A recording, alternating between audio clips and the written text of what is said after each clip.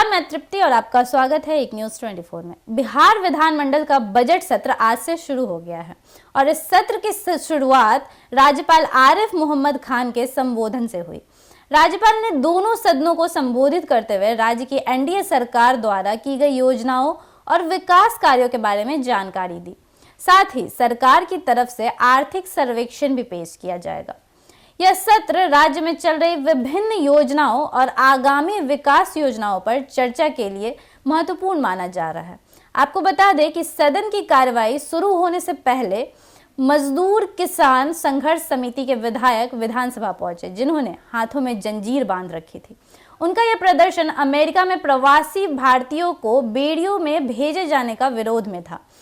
माले विधायक इसे भारतीय प्रवासियों के अपमान के रूप में देख रहे थे और उन्होंने इस कदम की कड़ी आलोचना की। इसके जवाब में भाजपा के विधायकों ने माले विधायकों को बेऊर जेल लाने की सलाह दी, जिसे लेकर सदन में हलचल मच गई।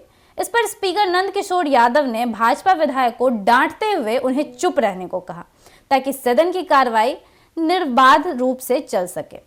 बीजेपी ने तेजस्वी यादव पर भी हमला बोला। बीजेपी विधायक हरिभूषण बचौल ने तेजस्वी यादव से कहा कि वह अपनी चिंता करे, एनडीए की नहीं, और उनका दावा था कि नीतीश कुमार के नेतृत्व में बिहार में फिर से एनडीए की सरकार बनेगी और तेजस्वी को अपने करियर की चिंता करनी चाहिए।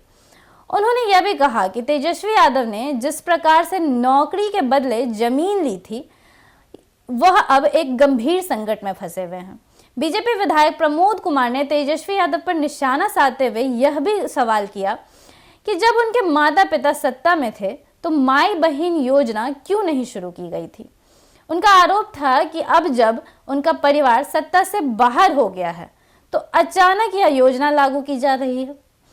इस बयान का उद्देश्य तेजस्वी यादव और उनकी पार्टी पर राजनीतिक हमला करना था। हालांकि इसी बीच राजद एमएलसी सुनील कुमार सिंह ने सोशल मीडिया पर अपनी नाराजगी व्यक्त की।